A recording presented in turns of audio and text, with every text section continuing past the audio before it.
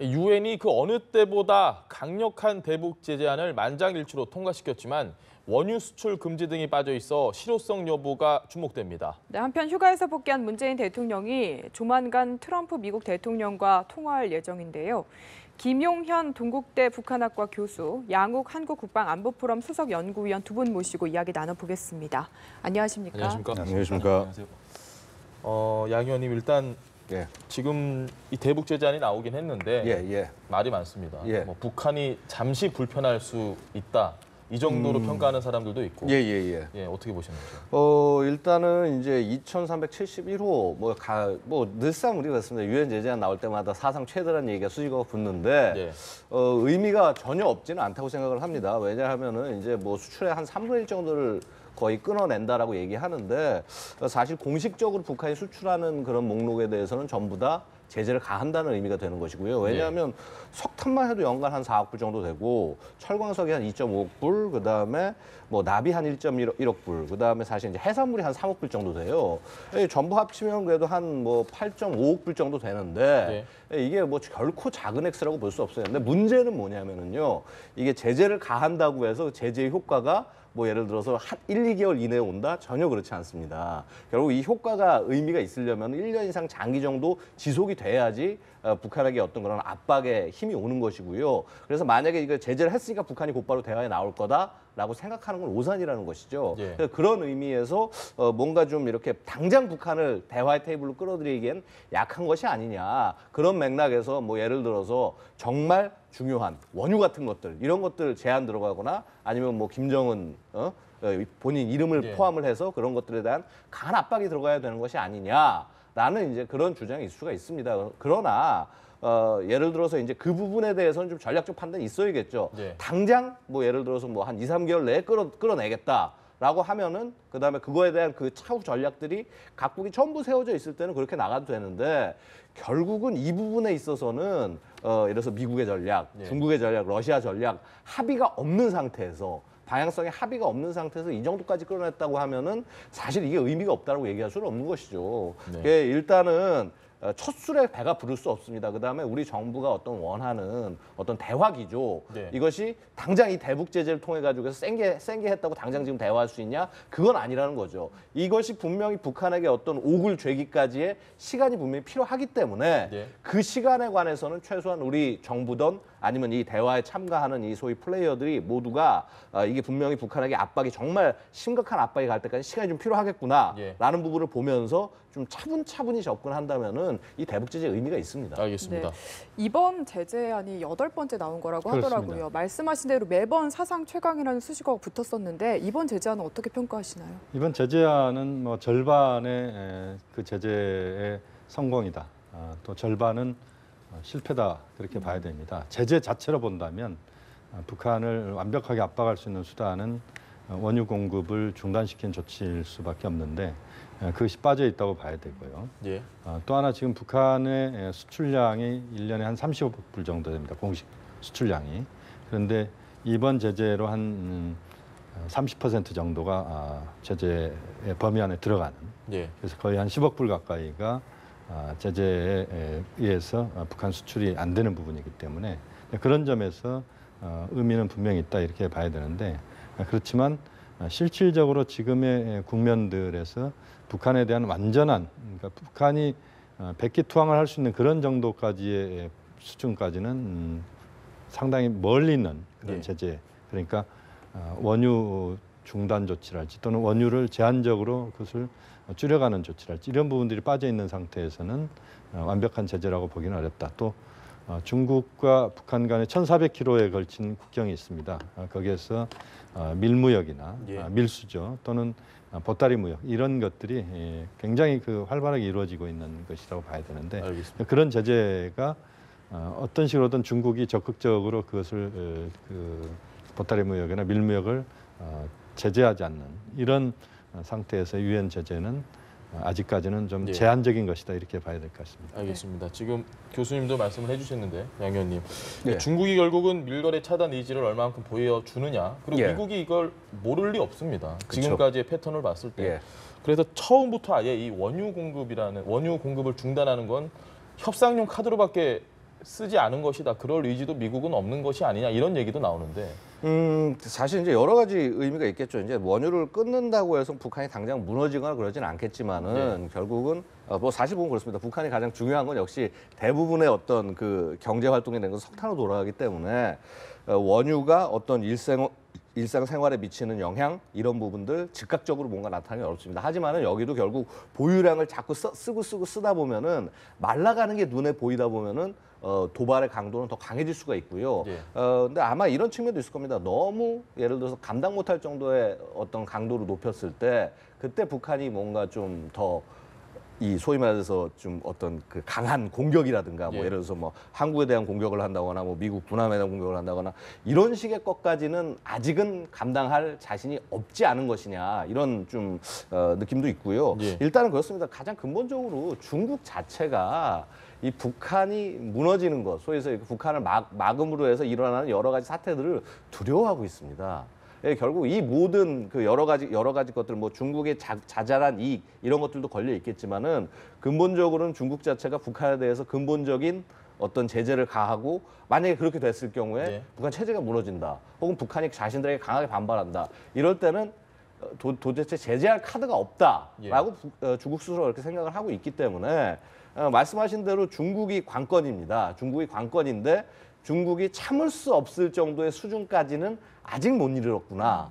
중국이 참을 수 없는 수준에 이른다면 그것이 북한 스스로 때문이건 아니면 미국이나 전 세계에서 예를 들어서 중국에 압박을 가하는 것을 못 참건 간에 그런 정도 수준이 된다면 뭔가 다른 조치를 취할 수도 있겠죠. 근데 하지만은 지금 어느 나라건 전 세계가 전부 경제로 연결되어 있기 때문에 중국에 대해서 압박을 최대한 가하는 것, 미국 지금 말 저렇게 세게 하고 있지만은 막상 예를 들어서 세컨더리 보이콧을 본격적으로 활용한다거나 이런 걸 할 수가 없습니다. 왜냐하면 세컨더리 보이콧 활용했을 경우에 그 피해를 미국 스스로가 입을 수가 있기 때문에 그래서 이러한 이해관계들이 아직은 얽혀 있다. 그다음에 이 이해관계를 포기할 만큼 어떤 북한의 문제를 해결해야겠다라는 그 의지가 정말 강한 것인지 조금 더 지켜볼 필요가 있겠습니다. 알겠습니다. 지금 그 말씀하셨는데 양 의원님께서 네네. 사실 우려되는 부분 중에 하나가 미국과 중국의 패턴을 봤을 때 항상 이렇게 논란이 됐다가 어떤 식으로든 제재를 한다고 했다가 그 강도가 더 세졌다가 또 다시 원점으로 왔다 이렇게 하는데 네네. 어차피 이 정도 하다가 어느 정도 선에서 절충을 할 것이다. 다만 이게 문제가 되는 게 이제 북한의 포지션이 달라졌다. 네네. 핵 보유국의 지위를 인정을 받을 수도 있다. 이렇게 되면 우리가 상당히 쫓겨서 끌려다닐 수밖에 없는 형국이다. 이런 우려가 좀 있습니다. 이럴 가능성이 있나요? 지금 역시 이번 237 이번에 제재 결의안 이것도 역시 미국, 중국, 러시아의 타협의 산물이다 이렇게 봐야 됩니다. 중국은 북한에 대한 중요 공급을 중단하는 그런 조치를 미국이 요구했던 것을 일단 막아냈다고 봐야 되고 또 한편으로 미국이 나머지 부분들에서는 중국이나 러시아로부터의 동의를 받아내는 이런 차원에서 이번에 제재 결의안이 통과됐다 이렇게 봐야 되거든요. 그렇게 본다면 사실상 미국과 중국, 러시아 간의 그런 입장들이 상당히 지금 절충적인 차원에서의 어떤 결론이 나왔다 이렇게 봐야 될 것 같고요. 앞으로의 상황도 역시 지금 우리가 좀 더 지켜봐야 될 부분입니다만 어쨌든 한국의 입장, 또 미국, 중국의 입장, 또 북한의 입장 이것이 계속 지금 뭐 맞서고 있는 상황이고 이런 차원에서 본다면 앞으로의 그 북한 핵 문제의 어떤 진정 과정 이 부분에서 결정적인 어떤 한미 중 플러스 러시아, 일본까지 이런 국가들이 가장 중요한 어떤 최소 공배수의 공통적인 합의 이런 것들을 만들어서 북한 핵 문제 또는 북한 문제에 대응하는 예를 들면 거기에 대해서 한편으로는 압박을 가하고 또는 대화를 하는 이런 것들을 함께 갈 수 있는 그런 구조를 만들어내지 못한다면 지금의 어떤 제재와 또 그것을 북한이 반발하고 또 그 과정에 또 어느 정도 시간이 지나면 그 제재가 무뎌지고 이런 과정들은 반복될 수밖에 없다. 그래서 가장 기본적이고 근본적인 문제는 한미중 플러스 러시아, 일본까지 포함해서 이들 국가들이 가장 중요한 어떤 합의들을 최소한의 합의들을 함께 만들어서 가는 이런 것이 가장 중요한 과제라고 봅니다. 알겠습니다. 네. 그런데 사실 제재안에 보다 근본적으로 회의적인 시각을 제기하는 이유가 북한이 사실 목표한 바가 거의 임박한 상황에서 어떤 불편이나 고통도 감내할 것이다 이런 시각들도 있거든요. 여기에 대해서는 어떻게 생각하시나요? 사실은 뭐 그런 측면이 분명히 있습니다. 왜냐하면 이 정권 자체가 3대에 걸쳐서 핵하고 미사일 갖겠다고 지금 모든 걸 다 던져온 정권인데 이거 좀 몇 번 더 불편하다고 해서 과연 북한이 손 내려놓고 뭐 예를 들어서 대화에조차 나오겠느냐. 근데 이제 여러 가지 측면들이 있는데 이렇습니다. 일단은 그 북한의 여태까지의 어떤 그 협상 패턴 보고 있으면은 자신들이 유리한 형국이나 상황이 형성될 때까지 절대 대화를 안 합니다. 그래서 지금도 뭐 우리 쪽 뭐 예를 들어서 강경화 장관하고 지금 ARF에서 대화를 하네 안 하네 얘기하지만은 안 하지 않습니까? 그다음에 우리 지금 정부가 바뀌어서 심지어 이제 북한에 대해서 어떤 강경 일변도보다는 대화하겠다는 정부가 지금 대한민국에 들어섰는데도 대화 안 한다? 자신들이 원하는 조건이 지금 안 됐다는 겁니다. 이게 늘상 이런 식으로 북한은 대화를 해왔고요. 이게 지금 보면은 뭐 단순히 어제 오늘 얘기가 아니라 심지어 6.25 정전협정할 때부터 북한은 이런 식으로 행동을 해왔어요. 그래서 이런 부분에서 봤을 때 분명히 북한은 아마도 대화를 원하고 하려고 한다면은 다 핵 개발 다 완성 끝내놓고 육체 핵심 다 끝내놓고 난 다음에 자 우리가 원하는 조건 하에서 우리 이 장소에서 대화를 하자.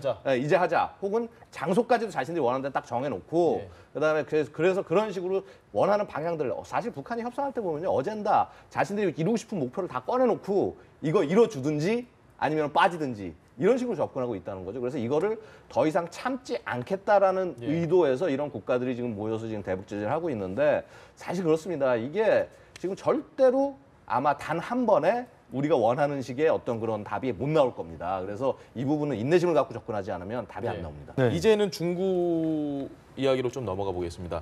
왕이 외교부장이 강경화 외교부 장관을 만났을 때 정말 작심하고 대놓고 사드 이야기만 했거든요. 어떻게 좀 평가를 할 수 있을까요? 지난주에 저도 중국 가서 이제 중국 학자들하고 대화를 해봤는데 그때도 역시 주제는 사드였습니다. ICBM급 미사일 발사도 제가 중국에 있을 때 그게 이루어졌는데도 사드 이야기가 중심입니다. 그러니까 중국 입장에서는 지금 시진핑 주석이 사드 문제에 대해서 후퇴하지 않는 그런 입장을 중국의 외교관들도 마찬가지고 또 중국의 각종 학자들이나 또 전반적으로 중국 관료들도 다 시진핑 지도부가 생각하는 그 문제에 집중하고 있다. 지금 이제 19차 당대회가 곧 중국에서 열리게 되는데 중국 입장에서 시진핑 지도부가 이제 2기 지도부가 다시 출범하는 거거든요.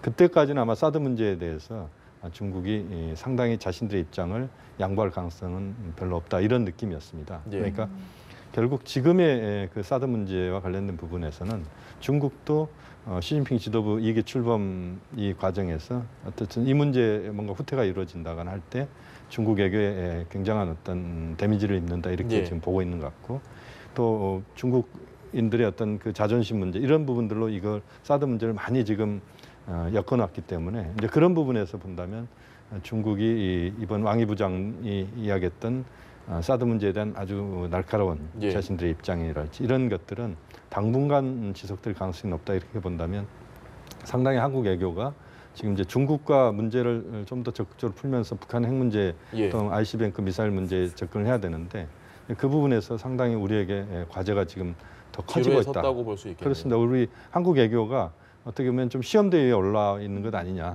왜냐하면 사드 문제는 또 사드 문제대로 또 북한의 ICBM급 미사일 발사 이후에 국제사회의 대북 제재 공조 이 부분은 또 중국이 공조에 적극적으로 참가하지 않으면 뭐 아까도 이야기가 나왔지만 지금 뭐 북중 간의 그 교역량이 사실 북한에서 모든 생필품의 90%는 중국제라고 보시면 되거든요. 그렇게 본다면 어쨌든 대북 제재에 있어서도 중국이 함께하지 않으면 어렵다는 것이고 뭐 그렇게 본다면 이 문제를 어떻게 잘 풀어가느냐 이게 굉장히 중요하다고 봅니다. 알겠습니다. 여기에 더해서 지금 뭐 한미 연합 훈련을 중단해야 된다 이런 요구까지 지금 중국 그리고 러시아가 하고 있거든요. 이런 요구들에 대해서 우리가 어떻게 좀 대응을 해야 될까요? 사실 떡볶이에 제사 지른다는 의미가 있습니다. 뭐냐면 이 한미 연합 훈련 자체가 북한을 향한 것이긴 하지만은 중국이나 러시아 입장에서는 미국의 막강한 전력에서 이쪽 지역에서 훈련을 한다. 자신들의 전략적 이익에 전혀 도움이 안 된다는 거죠. 마찬가지로 이렇습니다. 사드 문제 같은 것도요. 사실 사드가 본질이 아닙니다. 뭐 예를 들어서 얘기하는 게 사드로 ICBM 북한이 공격하는데 사드를 막을 수 있냐. 말도 안 되는 얘기거든요. 대한민국 ICBM 공격 안 합니다. 이런 식으로 그러니까 자신들이 평상시에 원하고 싶던 어떤 아젠다를 물타기를 하는 그런 성향이 분명히 있습니다. 쌍중단이라고 하는 것도 사실은 그 전략적 배경 뒤에는 그런 부분들이 있거든요. 결국 뭐냐면은 한 나라의 안보 이익은 절대 다른 나라가 지켜주지 않습니다. 대한민국 스스로가 이게 당연히 적법하게 자기 나라를 지키기 위해서 하는 훈련인데 이것을 협상 대상으로 올려놓는다? 일단 상상하기 어렵고요. 만약에 만에 하나 이걸 협상의 대상으로 올려놓는다고 하면은 상대방으로부터 엄청난 대가를 받지 않고는 이걸 협상으로 올려놓을래야 놓을 수가 없다는 겁니다. 그래서 이런 부분에 대한 입장을 아주 명확히 하고 그래서 정말 북한의 비핵화 정도의 카드가 아니라면 이 얘기를 꺼낼 수가 없다라는 것을 명백히 하는 것이 대한민국 이익에 훨씬 더 도움이 되지 않을까라고 생각이 됩니다. 네, 알겠습니다. 뭔가 현명한 대응이 필요하다 두 분 이렇게 말씀을 해주셨고요. 지금까지 김용현 동국대 북한학과 교수, 양욱 한국국방안보포럼 수석 연구위원과 함께 안보 이슈 살펴봤습니다. 감사합니다. 고맙습니다. 감사합니다. 감사합니다.